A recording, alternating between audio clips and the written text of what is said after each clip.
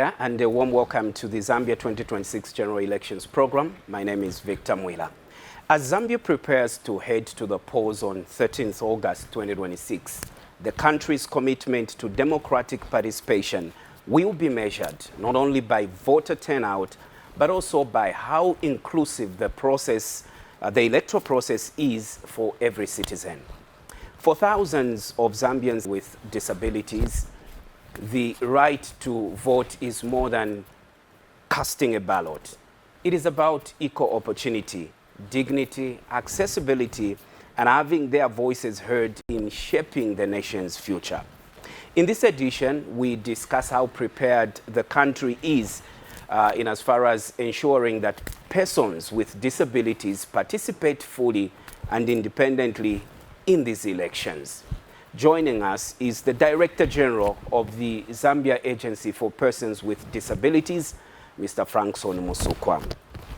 Mr. Musukwa, I would like to say thank you so much for coming to the studio. We appreciate you finding time within your busy schedule to come and discuss these issues with us today. Thank you very much. And I am very joyous to participate in this very important interview. We have very few days remaining before the general elections, that is on 13th August 2026. From your own perspective as ZAPD, how do you think this process is going so far? And do you think that it is conducive for persons with disabilities to participate fully and independently in the process? Yes, sir. First and foremost, I want to thank the Electoral Commission of Zambia, ECZ, and other stakeholders for taking an inclusive approach from the time the Electoral Reforms Technical Committee was established. The disability sector has been well represented through my office, and we made many recommendations to reform the electoral system. Once again, I'm joyous to inform the nation and all stakeholders that the Electoral Reforms Technical Committee has produced an inclusive environment for persons with disabilities to exercise their democratic right to vote. Just like under the Persons with Disabilities Act number 6 of 2012, part 6, it's about the promotion of full participation of persons with disabilities in the democratic process. So this means that you are engaging fully with the Electoral Commission of Zambia. Let's talk about accessibility at polling stations. Yes, sir. We are fully engaging with the Electoral Commission of Zambia. From time to time, they do consult us as we engage on the issues concerning persons with disabilities. So this leads me to the question, what are the biggest barriers that persons with disabilities face when they get to the polling stations? What are some of the common issues that come up? Yes, there are numerous barriers. I believe and trust that the issue of accessible information, even accessible physical structures, these are key. These are barriers that our persons with disabilities face. And coming to the buildings, ECZ with the Zambia Agency for Persons with Disabilities, they have done an audit of the polling stations to make sure that ramps are there, even for short term, so that persons with disabilities can access the buildings. And then for concerning information, ECZ has fully involved on voter educational programs, persons with disabilities. I believe that these barriers have reduced. This is important for persons with disability to exercise their right to vote. Let's Let's talk about participation itself on the 13th of August. As ZAPD, have you been going out to persons with disabilities with specific messages to encourage them to turn up and vote? Yes, Victor. Some days ago, ZAPD, with the Electoral Commission of Zambia, hosted persons with disabilities at a workshop, at workshops across the country. And more than 300 persons with disabilities participated in the training. It was awareness raising, which is very important for persons with disabilities to participate in the electoral process. I believe that this is an ongoing exercise. Let's talk about what happens. You know, sometimes you encounter members that perhaps are discouraged in as far as going to vote because usually they have to ask someone and they feel that there's no secrecy in that or dignity. What messages are you giving members regarding such issues where they just feel discouraged because they know when I get to the polling station, I will have to ask someone to do this? A few weeks ago, I believe you are aware, sir, that the Zambia Agency for Persons with Disabilities participated in the witnessing and monitoring of the printing of ballot papers in Dubai. This is a very important exercise, and the Electoral Commission of Zambia has even introduced the Braille jacket for our colleagues who are visually impaired to allow them to vote autonomously and secretly. I encourage persons with disabilities that their vote is confidential, and if should they face any challenge, they can ask the electoral officer to help facilitate their democratic voting. Well, let's talk about the new electoral system. You know, it provides reserved seats for persons with disabilities.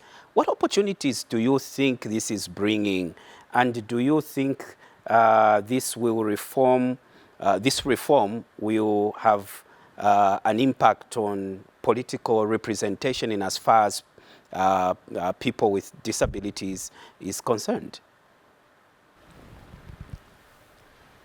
Yes, this is going to concretize our democratic process, because for time immemorial, there have been numerous complaints by persons with disabilities because there's a void of their voice and representation in Parliament. So this the reform will help persons with disabilities have a voice and represent themselves. And then the impact that we will make is even as pieces of legislation are being introduced, they will be inclusive, and it will be a true reflection of the voice of persons with disabilities, because it's nothing about us without us. So other people have made decisions for persons with disabilities for so long. So these reforms will allow living experience and representation of persons with disabilities themselves in the process. And as you have been interacting with your members, what exactly are the feelings of persons with disabilities regarding the reforms that have come in this electoral process? What are the sentiments that you are getting from the members? Numerous persons with disabilities have welcomed these positive reforms, and it will expand participation and having a voice and self-representation. This is very momentous for persons with disabilities. The sector has welcomed this move, and we want to thank government for recognizing these very momentous reforms.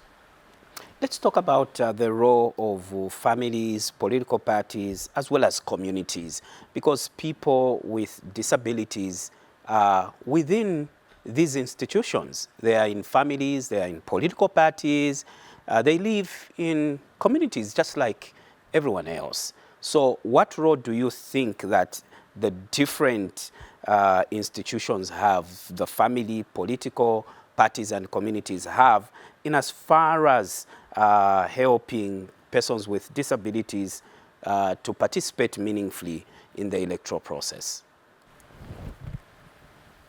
Yes, thank you, Victor. The family is a very important stakeholder in uplifting the quality of life of persons with disabilities, because the families, they must render full support to ensure that persons with disabilities fully participate in the 13th August pause. Coming to political parties, they have a responsibility to facilitate a conducive environment, so much so that it uplifts the active and full participation of persons with disabilities. Political violence, it has a potential to bring voter apathy for persons with disabilities because they are vulnerable category. On the issues of violence itself, and I'm sure you've been discussing these and also engaging with different stakeholders, and I'm glad you've brought it out. What impact do you think it has? Well, not just talking about persons with disabilities, just generally on the electoral process. Yes, the impact of political violence, it contributes to voter apathy in the electoral process. This is a jeopardy. We need to make sure that even the campaigns must be done peacefully, as because we are all Zambians, we should cooperate. The peace that we have enjoyed for so long time needs to be protected. In the previous electoral cycles, situations might have been different compared to what we have. Are there specific innovations or improvements, in your view, in this election that are giving you confidence that, for once, persons with disabilities will have a better experience than in the previous election cycles? Yes, Victor. Yes, compared to the previous electoral cycles, compared to now, we have seen that there's full engagement of persons with disabilities in the constituencies, and things have improved. This has demonstrated a meaningful participation for persons with disabilities because it is an inclusive approach. It's a step-by-step leading to these elections. Persons with disabilities, a lot of them have registered as voters, and I strongly believe that this electoral cycle is positive. And of course, there are some of your members that are in far-flung places, you know, in very remote corners of this country.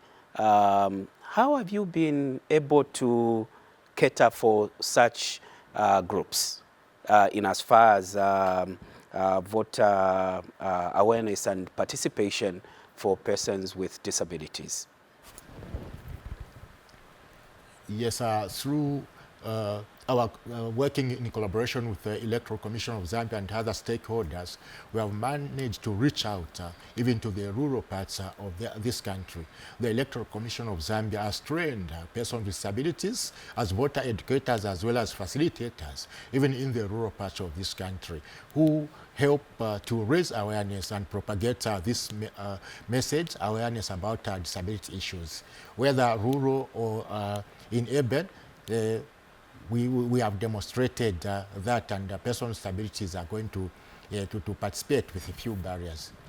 Let's talk about the message that you have for persons with disabilities, political leaders, and the nation at large as we are heading to the pause on the 13th of August 2026. The countdown is truly on and days are moving so fast. So what message would you like to put across to your members, to political parties, and generally the nation at large? Thank you very much once again. To persons with disabilities, my message is crystal clear. We have seen that for quite some time, we have seen the vibrant process and much improvement in the quality of life. We must safeguard these achievements so far. So through the participation in the electoral process on August 13th this year, let us come out in numbers as persons with disabilities and cast our vote. Coming to political party leaders, our request is for you to advise your cadres to refrain from promoting political violence. It infringes on the rights of persons with disabilities to fully participate in the electoral process. And then I encourage the community as well as the nation at large to support persons with disabilities through reasonable accommodation. Assist them to exercise their democratic right to cast their vote on 13th August. We should not, even if they don't join the queue, that is by law. Let us not complain. By law, they are allowed to quickly cast their vote. And the ECZ officer will help them to vote. Other people should not complain when a person with disabilities jumps the queue. That is truly making sure that they exercise their right to vote.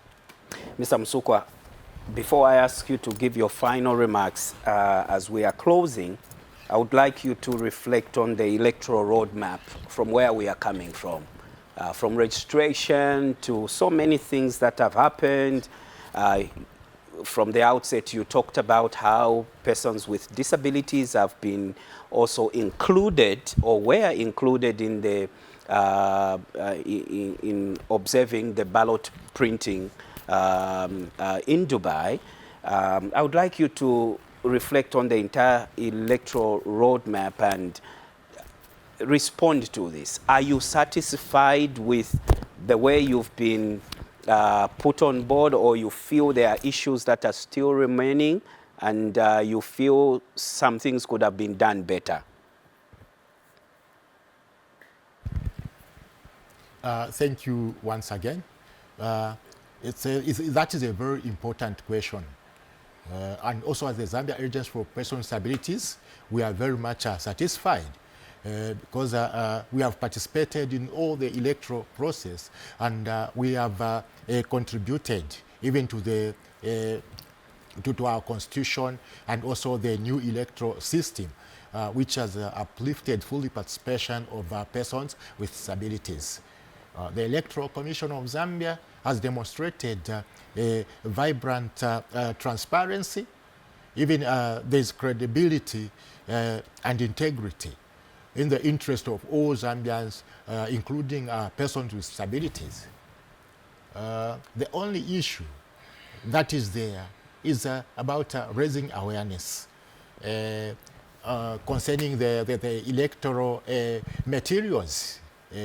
Electoral materials, for example, sign language posters, then information in Braille, and then they must be printed and ready in good time, not at the last minute. That is my word of encouragement. Mr. Musukwa, I would like to thank you so much for turning up and just appearing on this program and responding to the issues and sharing your insights with us on this platform. We are very grateful. You are welcome.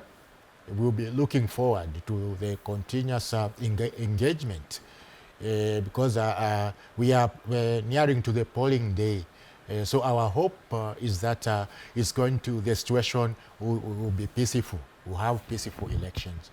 Thank you so much. Well, viewers, that's it for today. We were hosting the Director General of the Zambia Agency for Persons with Disabilities, Mr. Frankson Musukwa, who has shared a lot of issues with us concerning the participation of persons with disabilities in this electoral process, in this year's electoral process, as we head to the polls on the 13th of August 2026. The success of these elections will depend not only on peaceful participation, but also on ensuring that every eligible voter, including persons with disabilities, are able to exercise their constitutional right to vote freely, independently, and with dignity. Thank you for watching the Zambia 2026 General Elections program. On behalf of the entire production team, my name is Victor Mwila. Until next time, it's bye for now.